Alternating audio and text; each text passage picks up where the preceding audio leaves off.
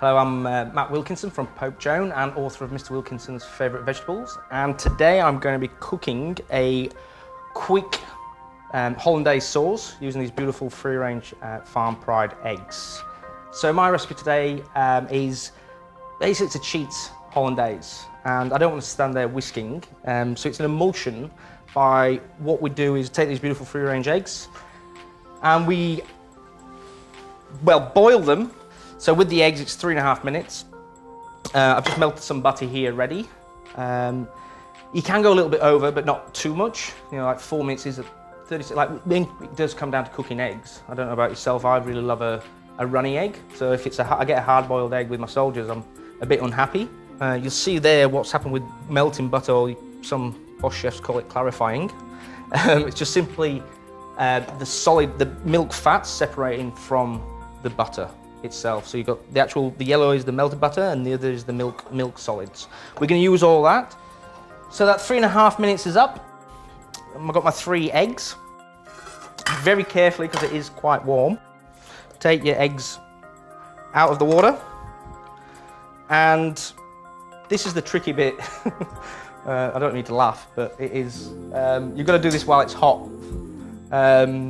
And you're going to see, and it's going to look like an uncooked egg, kind of, but cooked.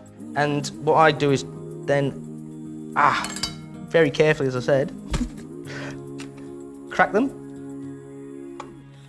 You see how it's literally just coagulated. It's almost like, even though it's a boiled egg, it's almost like a coddled egg.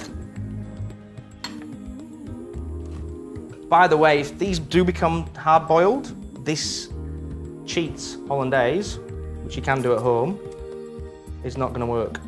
Sorry, I'll tell you that. And there's nothing wrong with a boiled egg. Nothing wrong at all. It's one of my favourite things. It's just that these need to be soft. Now, can you cool them down? The answer to that is no. If you get a little bit of shell in, just pick it out. Place those away. And to that, we add a tablespoon of Dijon mustard. You can, if you want to get fancy, add grain mustard. You can even add hot English mustard, if you like. Just not American mustard. Yeah, it's a little bit too hot.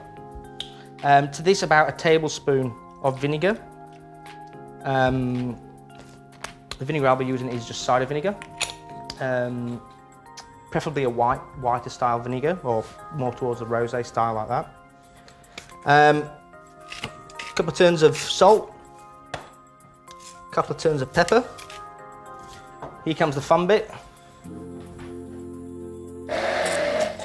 Till it's nice and fine. And then very slowly, we're going to add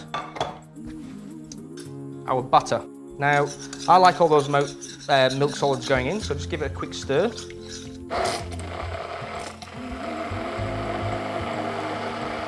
I'll just keep going on this butter until it becomes really thick, and then I'll show you a few of the different variations that you can do.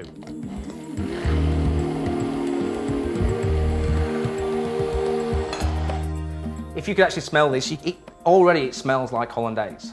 And you haven't sat there for, like, a good Hollandaise when you're making it old school with the pan and the pot of boiling water underneath. It takes a good 20 to 30 minutes. It tastes exactly like Hollandaise. So I've added all the butter. If you want to make this at home, and obviously you don't want to make it last minute, this will hold, just keep it out. What you might need to do is add a little bit of hot water to whisk it back, but you could make that 2-3 hours before, and it'll hold perfectly. It goes awesome in the fridge, but it does set a little bit like butter, which is nice on toast if you feel like that. The other alternate way, you could add any types of herbs to that. If you want to make that with basil, because that's the flavouring that you wanted to go to.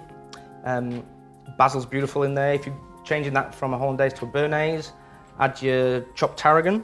And if you are going to keep it in the fridge, an airtight container for, I'd say, 2 days. And then, if you imagine you've got your perfectly poached farm pride free range egg on toast. Take that in the middle of the table. You put it down and let them help themselves. So this is quite simply my cheat Hollandaise. banging.